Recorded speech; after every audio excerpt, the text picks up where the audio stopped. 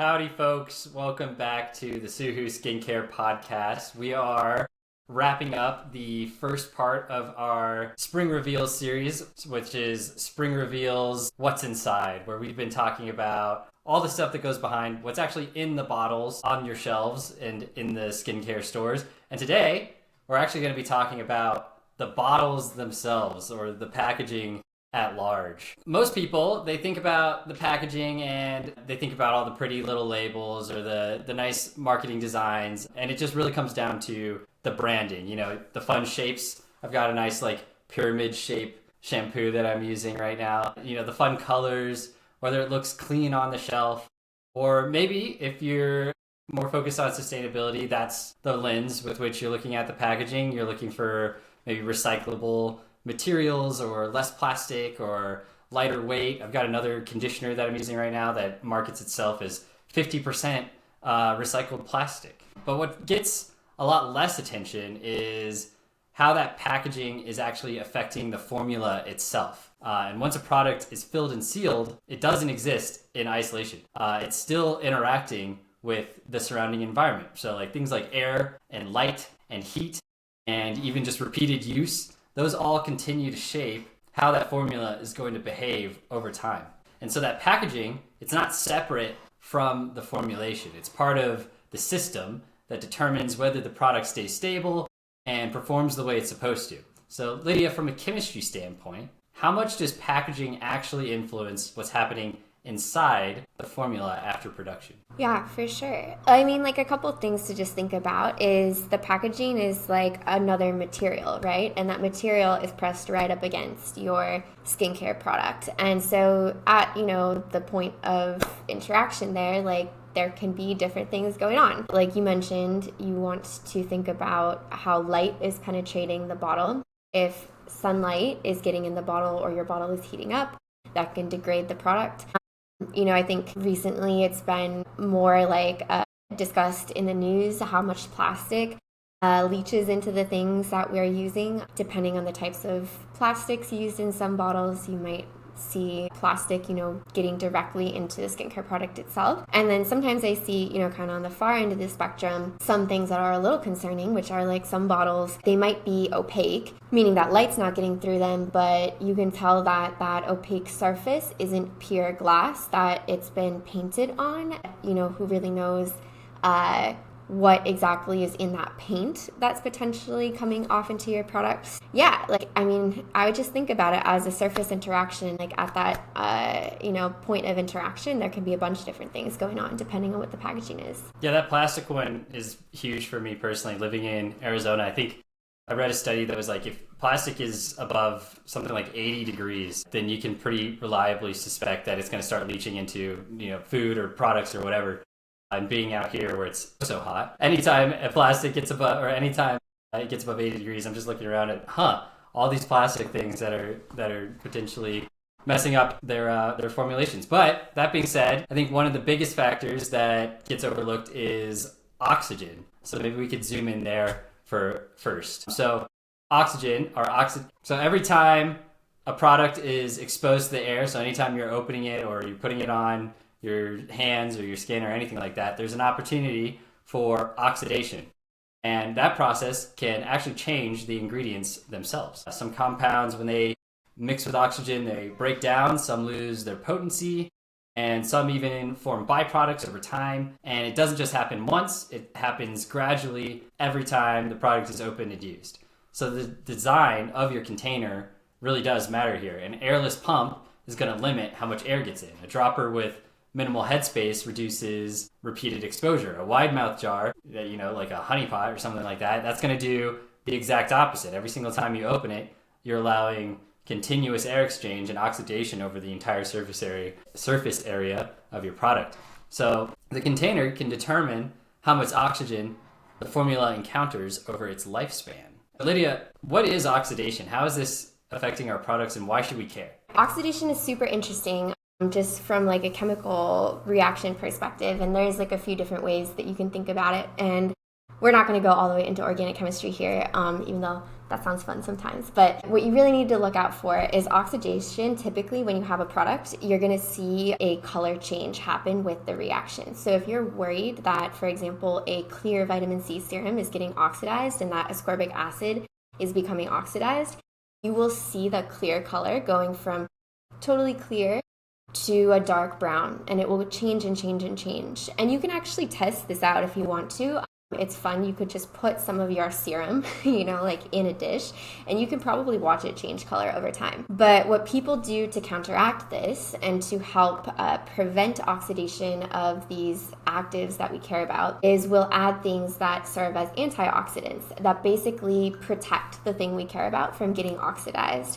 And so if you see things like mixed tocopherols, vitamin E, that's added in as an antioxidant to help prevent this from happening. So in all of our products that are oil-based, we have some vitamin E in there. And that's to prevent the oxidation of not just like the vitamin C additive that we have or active that we have, but it's also to help prevent oxidation of the oils. You probably have heard of like olive oil going rancid or something like that over time. You can actually smell the change because of the chemical reaction, and you can see it too. Like a brand new olive oil that you've purchased in Italy is going to smell and look a little different from something that has been off the shelf at the store for a couple of years. And that's literally this oxidation process taking over. And so even those carrier oils, right, like they need some antioxidant protection to really hold their shelf life.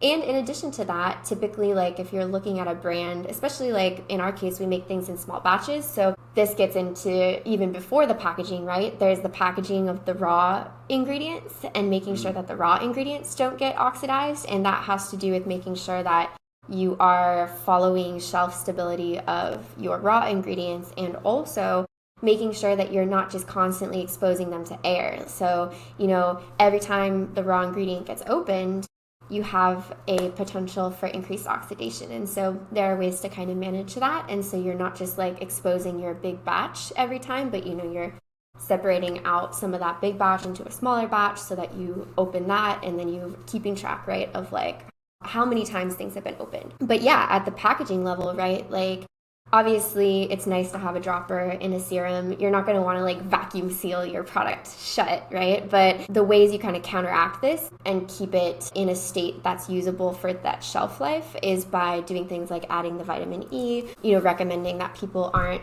leaving it open on a shelf or something like that, but closing it every time that they use it. Yeah, you can mitigate the oxidation problem pretty well, but yeah, just keeping in mind like how many times things have been opened and stuff like that.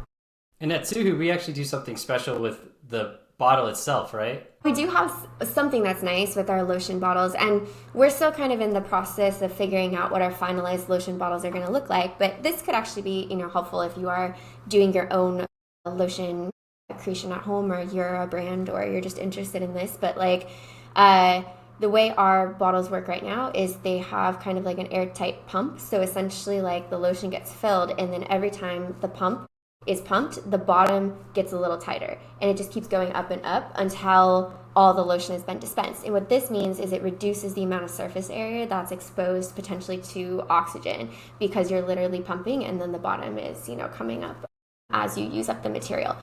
So does that mean that it's also essentially like squeezing all of the lotion out as it's dispensing? You're not getting those like little bits that are stuck on the sides in the bottom? Yeah, right. So you shouldn't get a lot of like leftover product in there, because you're kind of just like continuously decreasing the amount of airspace in the tube. So yeah, I definitely like these bottles, and we'll kind of see where we go with them and like how we kind of move forward from like a bottling standpoint. But if you are interested, I think it's just like look up airtight pump bottles or something like that, and you'll find them.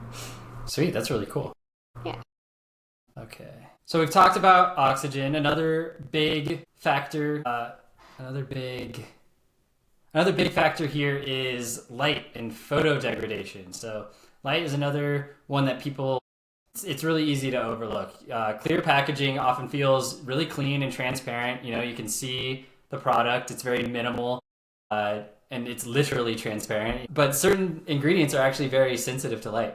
And exposure to ultraviolet and even just visible light can trigger chemical reactions that break those ingredients down. And that process reduces the potency and shortens the shelf life of your products. So while clear packaging might look super appealing, it does not always align with stability or sustainability. Opaque or amber packaging can actually protect those ingredients by limiting the light exposure. So there is a bit of a trade-off there. You've got visual transparency versus your chemical protection. Lydia, how is light actually interfering with our products? And again, why should we care? Yeah, I mean, for a lot of the more complex molecules, especially, light can really do damage pretty quickly, especially when you're thinking about essential oils, which have this like breadth of different chemical compounds in them that are all, taken from a plant. And, some of those compounds can be pretty sensitive to light. And when we're thinking about packaging, like most of the time, you want to think about a packaging that is going to basically filter out all of the light to essentially reduce the amount of actual UV that comes into the container. And you can just think of UV as like an energy source, right? Like if you put energy into a molecule, it's going to potentially have some kind of chemical reaction occur, right? And so a lot of times when we're thinking about just like light degradation, it's literally just the energy of the light specifically hitting those molecules. So you want to start to reduce the amount of light that gets into your container. And like you were saying, you're using amber glass, like a lot of different glassware specifically does this, right? Where it's Suhu, we take it even a step further, right? Yeah, we do. Yeah, so the interesting thing about what we use, and I didn't know this honestly before I started doing research on glass, is that like just because you have amber glass or like colored glass, you could see your product in like maybe like a green glass bottle or like a dark, brown or, something like that pretty commonly. And those containers still do let in the full spectrum of light. There's just some reduction in the overall amount of light damage. So they're better than clear, but rays are still getting in. When you think about like a fully black bottle, then you should definitely not be getting radiation into your bottle. But like I was saying before, oftentimes, depending on where you're buying like fully black bottles from, sometimes they can be painted on instead of like actually black glass. And then in addition to that, there's some evidence to show that if you're using completely black glass versus like a dark violet, that the dark violet actually is more shelf stable than the fully black. So it's like some amount of light at certain is good for your product, but the full spectrum of UV and infrared light is just not quite what you want, right? Because that starts to degrade things.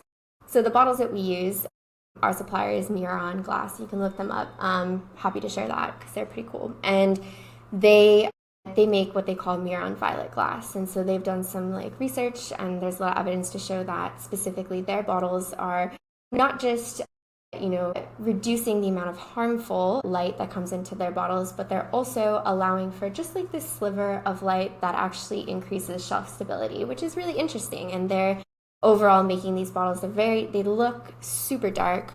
Like here's one of ours, right? Like you can see it looks almost black, but it's actually a super, super dark purple. And these bottles do really well with shelf stability, and they're also made in a way where the bottle is fully recyclable, and you're not going to get any sort of leaching of harmful chemicals into your product either. Yeah, those Miron glass bottles are really neat. Another fun example of light and photo degradation, the Coronas that are famously served with a lime wedge. That started because the Corona company was very impressed with the color of their beer, so they wanted to highlight with visual transparency that color. But ultimately, the light and photo degradation skunks your beer. And so their solution there was, we'll just throw a lime wedge in. Skincare is a little bit different. You might enjoy a skunky beer, but I am sure you do not enjoy a skunky vitamin C serum.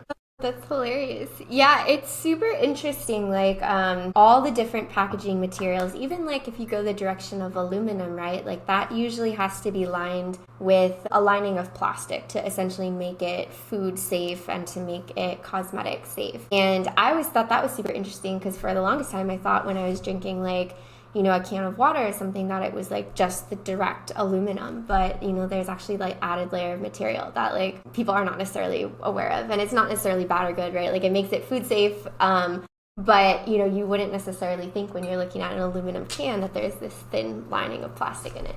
Yeah, I've been seeing a lot of guys on TikTok cooking cans of beans directly on their stove, and I'm like, oh no, like that might have been fine in the 1920s, but there's plastic all inside your can that you're just eating directly out of the can. Like, please, don't cook beans in a can on your stove. Yeah, and I mean, while we're on the topic of heat, right, like, don't leave your products in a hot car in the sunlight. Even just like heating your skincare will potentially cause things to go bad. And yeah, it's wild. Like, I think, there's a lot of products that can extend their life by adding, a lot of preservatives and things like that. But these processes still hit across the board, right? The more you expose something to light, oxygen, and heat, worse for where your product is going to be very quickly. Yeah, and heat is another big one. Heat is going to speed up all of these chemical reactions, and that means that your degradation is going to happen faster when the products are exposed to these higher temperatures. And real-world storage conditions aren't always controlled. For instance, I have to be very careful when I order off of online sources that they aren't delivering at 2 o'clock when it's 110 degrees outside. And if they do, I have to run out and grab this stuff. But even if you're not living in Arizona, if your products are sitting near windows or in bathrooms when you're taking steamy hot showers, or like you mentioned, Lydia, in cars, then that packaging is going to influence how much of that heat is actually reaching your formula.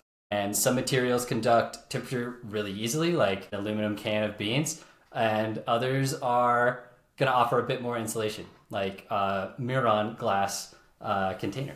But the key point is that stability isn't just about preservatives, like you were saying. It's about how well the entire system is protecting against the formula from environmental change. Yeah, for sure. And then, where are we now? But yeah, Lydia, you were bringing up heat a little bit. Could you tell us more about how heat is accelerating these chemical reactions and degrading our products? Yeah, I mean, I think you can just kind of think about, I like to think about cooking when I think about chemistry, because you can just see these reactions happen, right? But literally, like, when you heat something up, right, you can watch it melt, or you can watch the chemical composition change. And usually we're heating something at very high temperatures, so you see this happen pretty quickly. But the same processes are happening just at a slower rate at these lower temperatures. So if you think about carrier oils, for example, if you are cooking olive oil on your stove and you're heating it up to a high temperature, right, that oil composition is changing a little bit as you are heating it up to fry or do whatever you're going to do with cooking. And the same thing happens with a lot of these carrier oils, right? Like, they all have kind of a temperature range in which they can exist sort of safely. And especially these essential oils, right, like they, like I said, have so many more compounds in them that they're a little bit more delicate in terms of what you can do with them. So yeah, the more heat that's applied, you just start to see this degradation reaction start to happen a little bit at a time, but it does add up over time. And to be honest, like, keeping your product in your shower, this is my opinion, but I think, it's probably not really the heat that's contributing to problems there. It's more the condensation that might get inside your product. And so if you are, worried, basically, anytime you introduce water into a product, you introduce the possibility for mold and bacteria to grow. And so if you have, like tubs of lotion and stuff that you're like opening actively in the shower, and you see that there's like droplets of water getting in there, like typically the problems that I see with that is going to be more like the bacteria and mold and like fungi type of issue. You're probably not going to be cooking your product too much unless you're like taking crazy hot shower or something. But yeah, this is more like if you're keeping your products outside in packaging for a while, or if something's exposed in the car, things like that, where like it's really concentrated heat. But yeah, be careful in the shower of getting water in products, because sometimes that can introduce bacteria that you don't want in there. Yes, contact and contamination is another huge factor in, the stability and usability of your skincare products. The packaging is also a factor here, determining how much you're going to expose it to things like water or like your fingers. I think the nice big tub of Vaseline I see in people's bathrooms, like sitting on top of the toilet, and you just like open it up and they've just been digging in it with their fingers. guess what? That's going to introduce the potential for microbes to enter the formula over time. So preservative systems are designed to manage that risk.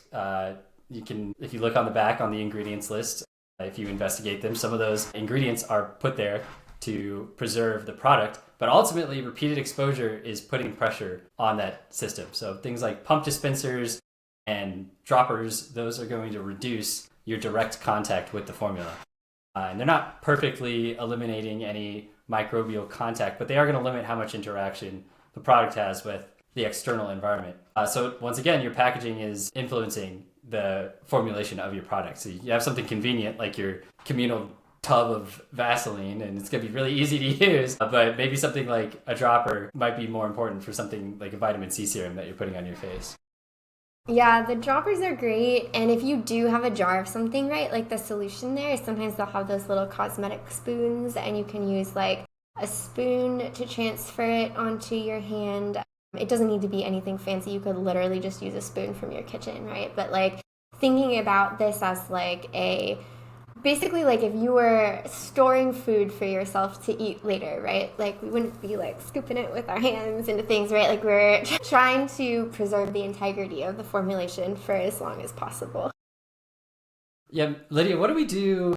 Speaking of, just while we're on the topic of preservatives, we try to avoid all the random nasty chemicals. What are we doing to preserve? I think our lotion has a really cool preservative in it, right? Yeah, so a couple different things, right? It depends on if the product has water in it or not.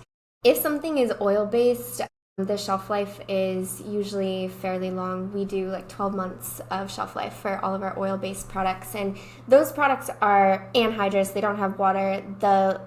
They are not at risk for like, bacterial infection the way that like a water-based product is. So when we think about shelf life of an oil-based product, we want to reduce that oxidation, and we want to add some antimicrobial properties, and we do that with vitamin C or mixed tocopherol or tocopherol, and that gives a little bit of antimicrobial property, and it handles the oxidation side of things. For the lotion, it's a little different because this is a water-based. Most of the lotion is water.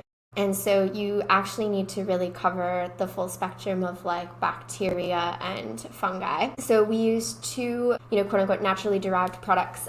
One is called Anticide, which is basically like a coconut fruit extract that is pretty solid at basically resisting kind of fungal infection. And then we also use a lactobacillus ferment, which is a byproduct of bacteria species, and this basically covers the bacteria side of infection and extends the shelf life of the product. But there's a lot of interesting natural preservatives that you can use, and you can just kind of look them up online. But really, like, you do want to make sure if you're making something water-based, especially if you're doing the DIY at home, the good recommendation is if you make something and you aren't adding a preservative, use it within a week. If it's not used within a week, then after a week you should throw it away. If you are adding a preservative, then just make sure that you follow the guidelines on the preservative to add the correct amount and to add it in the correct way so that you can avoid your product from getting a bacterial or fungal infection. That is very good advice. Thank you, Lydia. Yeah. The last factor around packaging that I wanted to touch on today is material compatibility. So we've talked about the interaction between the formula and the external environment, but what about the interaction between the formula and the container itself? Certain ingredients can interact with packaging materials. Some compounds can bind to plastics, and others can cause materials to degrade or leach components into the formula. And this is especially relevant for oil-based products, which can behave differently with certain plastics compared to water-based formulas. So packaging isn't just chosen for its appearance, it also has to be compatible with the chemistry of the product inside. So Lydia, what should we be concerned about here with this material compatibility issue? You can think of like a lot of the caps and things, right, in our skincare products are made out of some kind of plastic. And whether they're recyclable or not, we'll just put that aside for now. Like, knowing whether or not the brand is using the right plastic is something that you just kind of put trust in them, right? And trust in their people who are providing the packaging to know. But like you were saying, some oils degrade certain plastics, whereas a water-based product would not. So if you are formulating stuff at home or you're interested in knowing this, any kind of plastics to avoid for oils, you don't want polystyrene, which is often labeled as PS, PVC or flexible polyvinyl chloride. Basically, essentially what happens is the oils can literally extract out the thing that plasticizes the material. So your oil is basically dissolving the plastic into it, and then the plastic integrity is starting to come apart, right? And then LDPE or low density polyethylene can be safe sometimes, but it is still more permeable. And so you'll see people using high density polyethylene, but typically you want to avoid the low density polyethylene. And then there's also another plastic called NBR, which is nitrile butadiene rubber, which is also really highly compatible with oil. That's good to use. So essentially, if you are making a product, just make sure that you are matching your product type to a packaging type that doesn't dissolve or lose integrity when exposed to your product. And this is also important, I would say, for like products that contain things like essential oils, like just doing a quick, like a little research into like, oh, what's like the, most prevalent molecule in the essential oil? Like, how does it interact with this type of plastic? Generally speaking, glass is inert, so you're not going to get chemical reactions with glass. But like I said, most products have a little bit of plastic in them, right? Like there's a little plastic in the cap, or there might be even plastic in the lining of a cap or something like that, like just an O-ring. And so all of that you're going to want to be careful about, because if you start to, dissolve that O-ring, well, where's it going? It's going into your product, right? So this is actually really just a main tip for like, it's harder to know this as like a consumer, right? But when you're looking at your products, I think most brands are looking into this, so they're being careful about it. But if you are making DIY products at home, this is actually super important to just like do a quick check.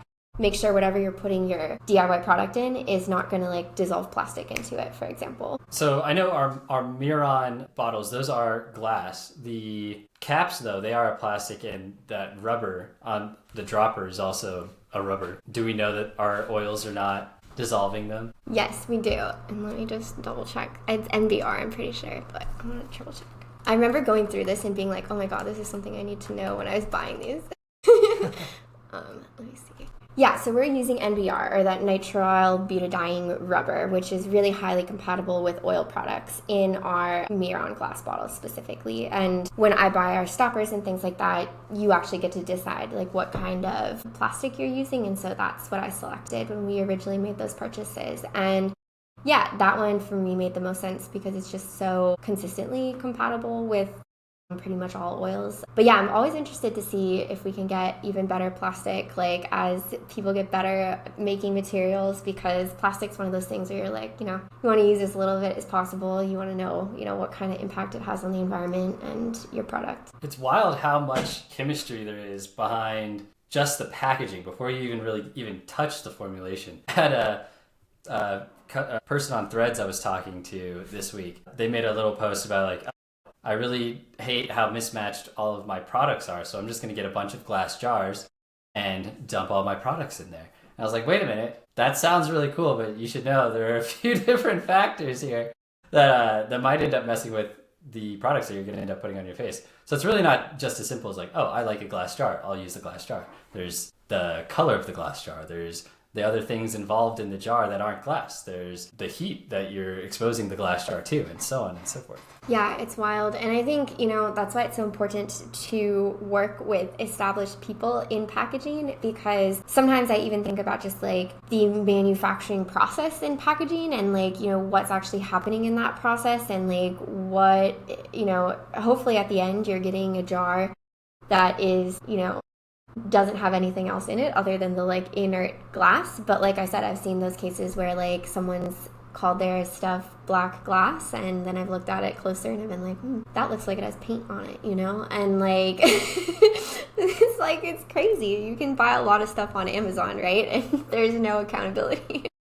All right, so packaging conversations, they tend to focus on sustainability after we get past all of the branding and marketability. People are concerned with things like recyclability or material use or environmental footprint. But the performance is part of that conversation too.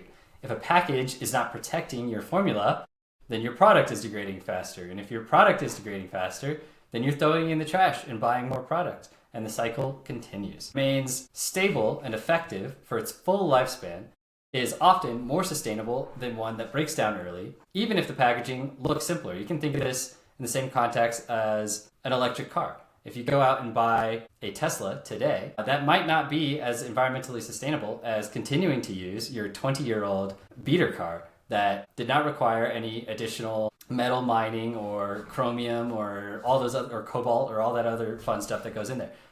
It's kind of the same argument. If your product is lasting the full lifespan and you're not wasting 15% of it because it oxidizes, then you are going to be using your products more efficiently. So sustainability and performance are very much connected through durability.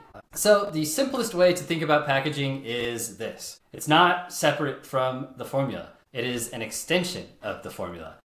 Things like air and light and heat and contact all continue to shape how your ingredients are behaving after production. And the container determines how much of that exposure is going to happen over time. So when your packaging is chosen carefully, it protects the stability, preserves the potency, and helps the product perform the way it was designed to back in the lab. So if you guys want to go deeper into this, we wrote an entire blog post breaking it down on how packaging decisions affect the formula inside. You can find it at suhuskin.com/blog. And thank you. This has been the final podcast in the Spring Reveals What's Inside series. Next week, we are going to be moving on to Spring Reveal What Changes. We're going to be talking about what changes when the humidity starts to increase in the springtime. So thank you guys again for listening. Feel free to leave comments, suggestions, questions, etc. in the comment section, and we will see you next week. Bye. All right.